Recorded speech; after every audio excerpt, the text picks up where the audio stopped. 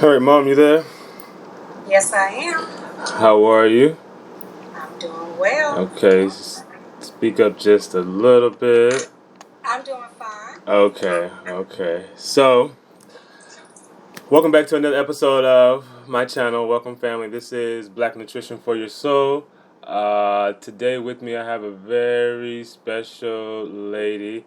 It's my mother. My mother of 31 years. She's been my mother.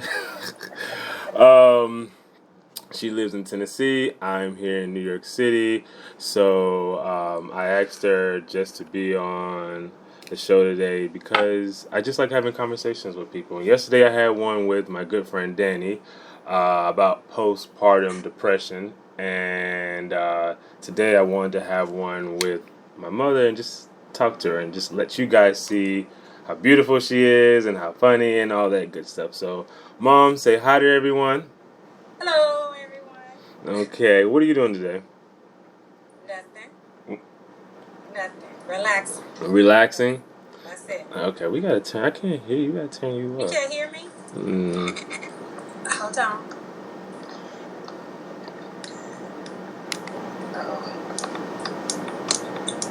Can you hear me now? I can hear you now. Okay. Okay, so what are you doing? Nothing. Nothing. Just relaxing. What'd you do today? Nothing. Nothing. Fold clothes. And got prepared for your podcast. So tell people what it was like having me as a son. You can be honest. Tell the truth.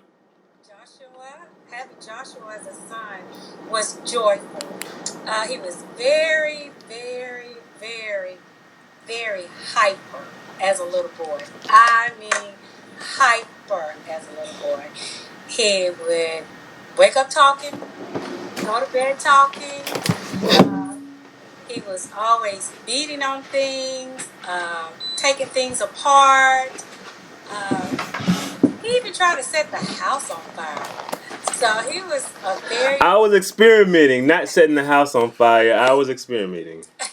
He was very curious as a little boy, but joyful. Oh, thank you. And what were the fun moments of having me as your youngest boy? Your quick wit, your attitude.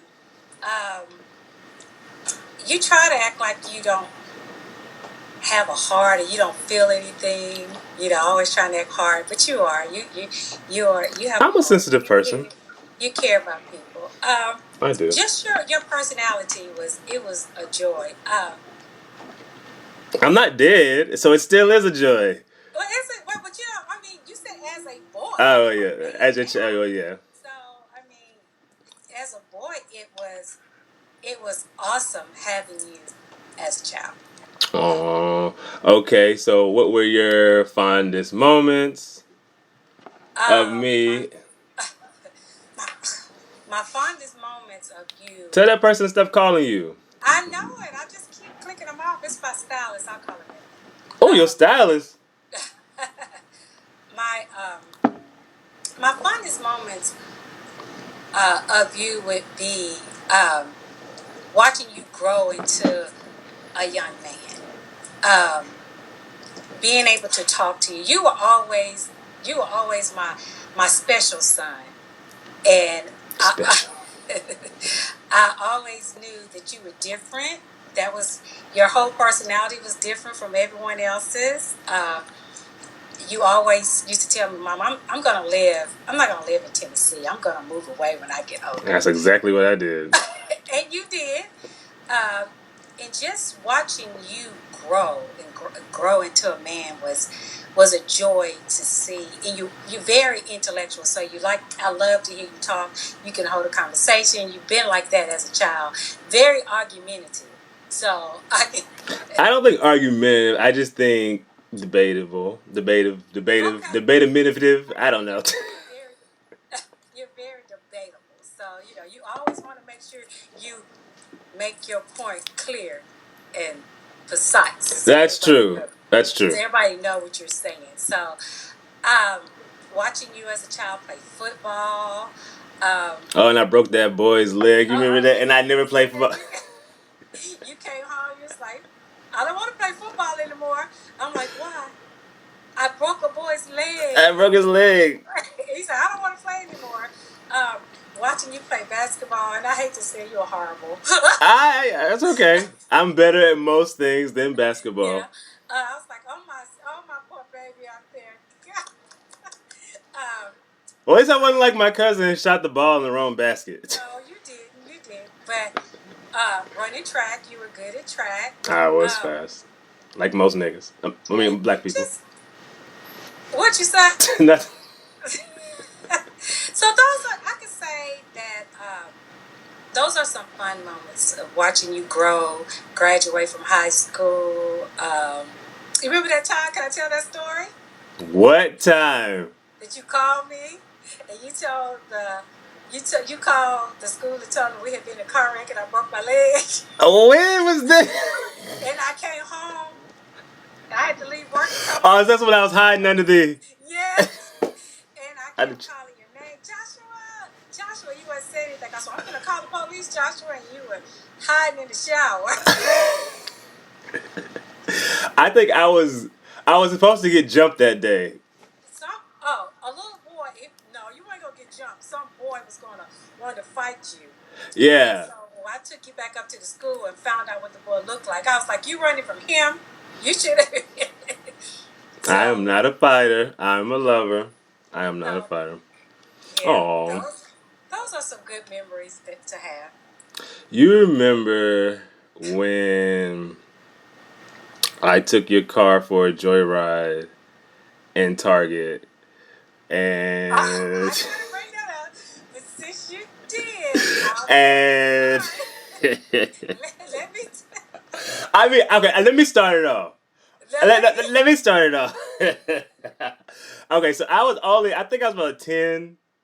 10. Okay. Your baby sister was 1. I mean, so she was young enough to be in the car. So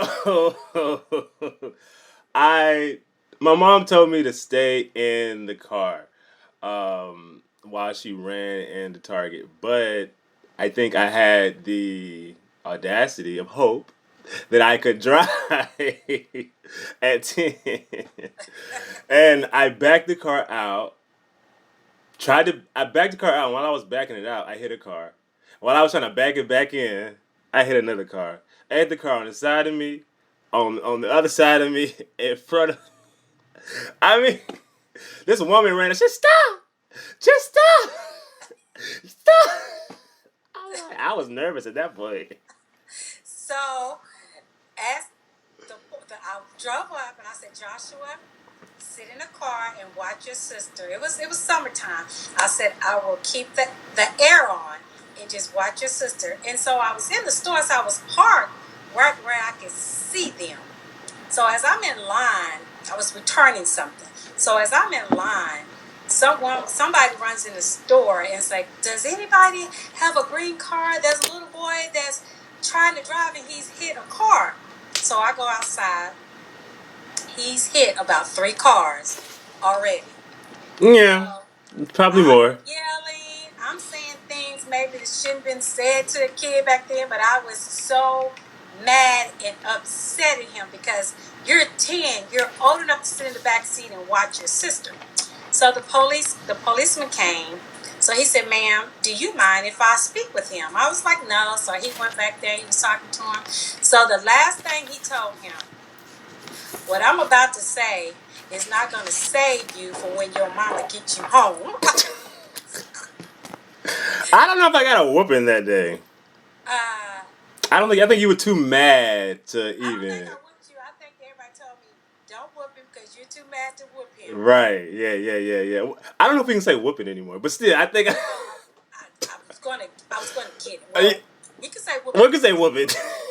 I just don't want to say beat. You can't say beat. That's the word you can't say. But, as y'all know, that's what I wanted to do. So I called my husband and I told him, I said, Joshua. And remember, that was a new car. That was a new Dodge Durango. Joshua had just wrecked our car. He's like, Joshua, what is he doing driving? I don't know. I was inside the store. And that being said, the policeman gave me his card in case somebody heard me. Listen, she was going to kill me that day. That day. That was a fun day. Praise to God, my family saved him. I think no. I mean, I was a good driver at that time. So I mean, At 10? you let me back in and out the driveway. Learning how to drive. In a parking lot where you could have killed people? Well, blame yourself because you shouldn't have let me drive it at home. Okay, around the cul-de-sac. I think that's the what my baby sister's missing. You allowing her just to drive. Probably because you scarred me. Listen, we all got our scars. We all got our scars. So, you are married. How long you been married? I've been married to Morris for 2 years now. Well, you can combine them. I am. Okay. I was just getting ready to. Okay. We were married the first time for 9 years, and we divorced. And years later, we got back together. Together. Yeah, so about 12 years. Because it was meant to be. I did. He was meant to. You married two Morrises. Did you ever realize that? Oh yeah, I know because I married a Morris with the last one. And so I remember one time your stepdad Morris called me. He was like, "Tammy, what's your last name?" I said, "Morris." He's like, "I know, you're talking to me." He said, "What's your last name?" I said, "Morris." He says, "Why do you keep saying my name?" I said, "No, that's my last name, Morris." I was like, Morris, no, we won't acknowledge the other person, but I did do a podcast called A Family Matter, if you listen to it, and I talked about Morris on there. Did you hear? I did. It was nice. Yeah, so I did acknowledge that for a while when you guys were married the first time around. I struggled with him being my stepfather, and all that good stuff. Yeah. So it was until I got older that I was able to acknowledge that he is my father because my real father was never there. And hey, that's my sister Christian. Girl, you got your nipples out. So it was then I was able to acknowledge that he is my father, because he basically raised me from when I could remember, a young age, even before Christian was even around. So I am happy that you guys got back together and that you're all happy and living your best life and all that. Yeah, we're trying. Yes. So did you enjoy when me and Loic came down? Oh my God, that was like a joy. I mean, my heart was just filled with joy. I was so elated to see you. I mean, it was just like when you told me you was coming, it was like... You didn't believe me at first, did you? No, I did not. I didn't believe you. I'm known for flaking, guys. Roll out the red carpet. My son is coming home. And when I met Casey, it was oh my God, he's just family. He fit in. All the games we played, my family, everybody fell in love with him. He was a joy to me. I cannot wait for you all to come again. Come again? No. Well, I think we had a plan to come in early April, but we're not gonna come. I think we're gonna wait. So, when we went down there, I recently admitted to my mom about something I did when I was younger. That I lied that I didn't do. So there was this old woman who lived beside.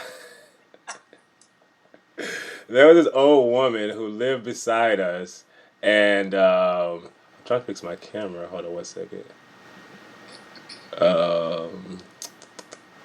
Old woman who lived beside us, and oh snap! Hold on. There we go. Actually, she lived in the apartment below us, and she used to be mean to me. I mean, she was an old white woman. She's probably dead now.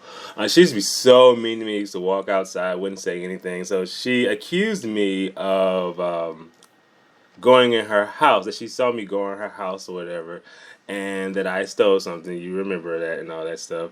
And so I was like, no, I wouldn't do it. My mom was like, my son ain't no thing. He wouldn't have never been. No, he ain't going to nobody's house. And because that old woman was so spiteful and so mean to me, I did go in her house. And I took a remote. Okay, I took something from her, but she did see me go. I think she saw me leave, and that's when she came to the house. But I think we scarred her, and she probably died a couple of years later. I don't know what happened to I don't know what happened to But her. I know I defended you and defended you and defended you. And here it is. You turn 30, you 31, and then you tell me, Mom, I did go into Listen, sometimes you just gotta just let it go. You just let it go. You know what I think about? You remember when you bought me those new Jordans that came out, and I gave them away? They weren't joy. They were Dadas. Remember, they were like, you had to have these Dadas. Oh, were they Dadas? Yes, you had to have these. I forgot. And so I went and bought you the tennis shoes. And I'm taking you to school. And not probably a week later. Yeah, a week later. I'm like, Josh, that boy has some shoes on just like I had his shoes on. He had my shoes on. I was so mad at you. But you couldn't do nothing. Spending $100 on a pair of shoes, and you in elementary school, and for you to give them away. Well, so he needed shoes. So well, you told me that. Yeah. Well, you said, Mom, he needed shoes. He didn't have any nice shoes, and I felt bad for him. That made me feel good, but at the same time, could you give him the more shoes in your closet? Did you have to get the ones that you just begged me for? I mean, those are the ones that I had on. I tell people all the time, I would literally give the shirt off my back, like if you need it. So that's just the type of person I am. If you come to me, you ask me if I have it, you can have it. If I don't want it, but I did, like, his name was Marcus, and we were frenemies. So we were enemies, but we were friends at the same time. Grew up in the same neighborhood and all that good stuff. And so when he saw that I had some brand new shoes on Dadas that were out at the time, which I don't even know if they're still even relevant. No, I don't think they were. I think there was a one-hit wonder. Yeah, and my mom got them for me, and Marcus, he liked them, and he asked me for them, and I gave them to him because he actually, the soles on the bottom of his feet, on his shoes, excuse me, were coming off, and you can see his feet. So I took his shoes, and then he took mine, and that was it. My mom came. She was like, "What? What's going on?" It's like he needed them.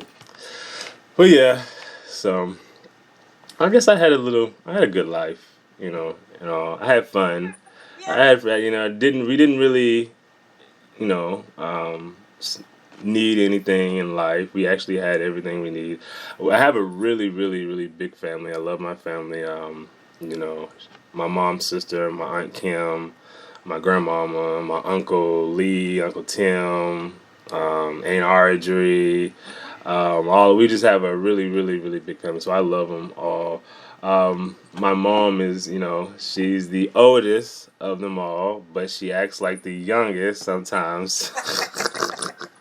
But she acts like the youngest. So, but yeah, so what else? Well, tell me what's going on with you. What do you have going on? We talked enough about me and my childhood. What's right now? I am starting a new venture. So I've been working at this company, and for about a year and a half, and this company came to this town, Phillips, about 3 years ago, and I had been trying to get on with Phillips, and so it's been a month process. About a month ago, they reached out to me and offered me a job, and it was an offer that I couldn't refuse. So it's a journey. It's a new career. I'm just trying to. Being in COVID, it's made me realize that this pandemic has shown me things about me, things that I always thought that I had to have, Louis Vuitton, Gucci's, and stuff like that. Those things I don't have to have. Those are things that I wanted. Those are not things. And my needs and my wants, I have put them in perspective. because being able not to go anywhere, not to really buy anything in the pandemic, it's giving me a greater perspective on life and what my needs are. And it's putting me want to take better care of myself, better health awareness. It's just opened a lot of things that I think, at 54, I'm still young. I could do anything. I could start a business. I could do this. I could do whatever I want. And this pandemic, I think if someone comes out of this pandemic the same way they went into it, it's a injustice, because you should evolve from this pandemic. That's true. I agree with that. I mean, I'm a minimalist, so there's not a lot of things that I need to make me happy. I mean, this podcast, I've been in the house since quarantine started. I haven't left, besides going home. But I do think, like, you're right. If you aren't changed in any way from the result of this COVID-19 situation, then that's an issue, because there's no one who dealt with. Well, let me say it like this: everyone dealt with the situation in their own way and differently, but there's no one that didn't have a difficult time dealing with it, though. So if you're coming out of, if you're in 2021 and you're the same that you were in 2020, and that's a problem. That means you didn't learn anything, you didn't mature, you didn't grow, and the sacrifices that were made, you took advantage of those. So I do agree with you on that. Life is... COVID did not discriminate. It sure didn't. There was no age, there was no color. But what it was an eye opener, especially from me over here in New York City, because New York City is so populated, and it's like now we have this new variant here. It's even supposed to be even stronger than the last one.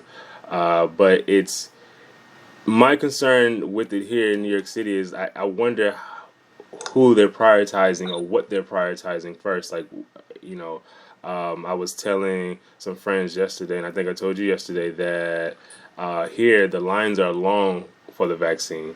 And yeah, some people get ahead of the line, like myself, because I have pre-existing conditions. But who are you prioritizing the COVID vaccines for?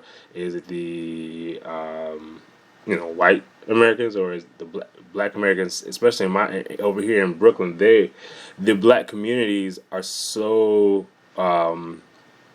packed with, the lines are so, like, the line radius is like 3 blocks long just to even wait to get a test.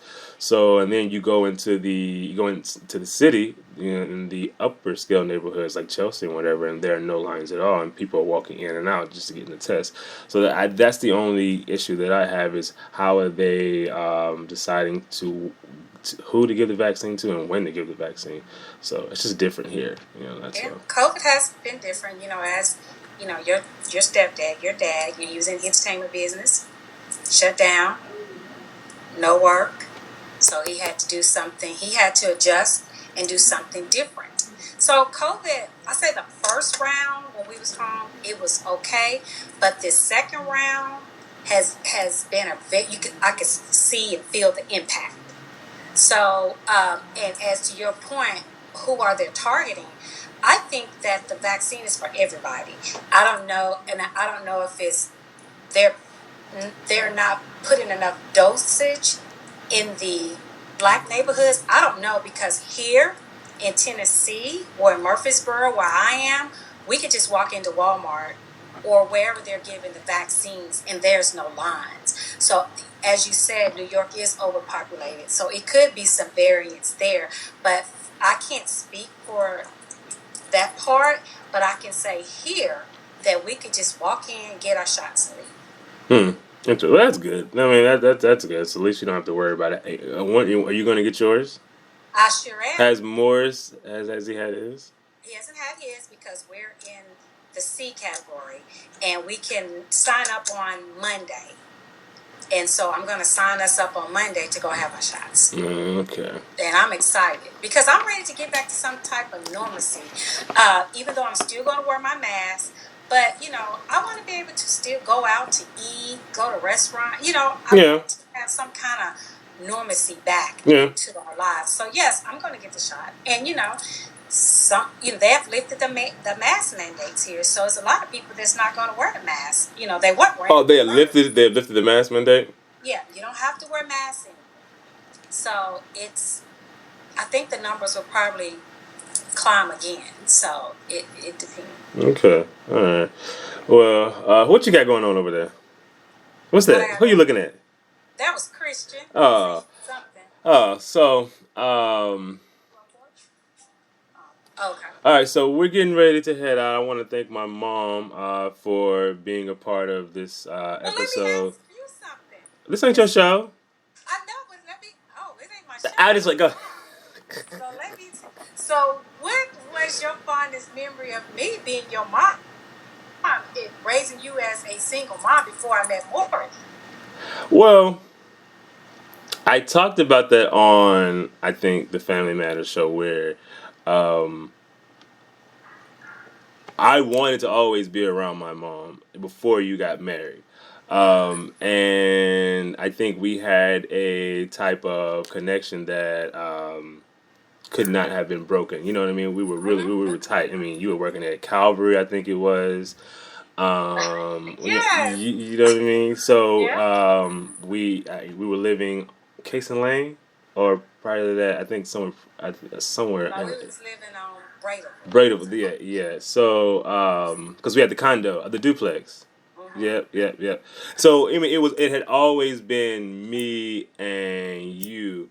And I said, like, when you started dating and you got, I don't even know the story. Well, tell me this, because I don't know, how did you and Morris meet? Like, because I've never, all I remember is him just in my life. Y'all got married. Like, how did you, because. No, we dated for a while. We dated for a year before we got married. No, we 3 months. No, we got married like 3 months. Okay, so where did y'all meet at? How did y'all meet? So this is how we met. Oh, wow, Josh. Okay, yeah. So, you know how they go on dating sites now? It was a phone dating site. And I called it.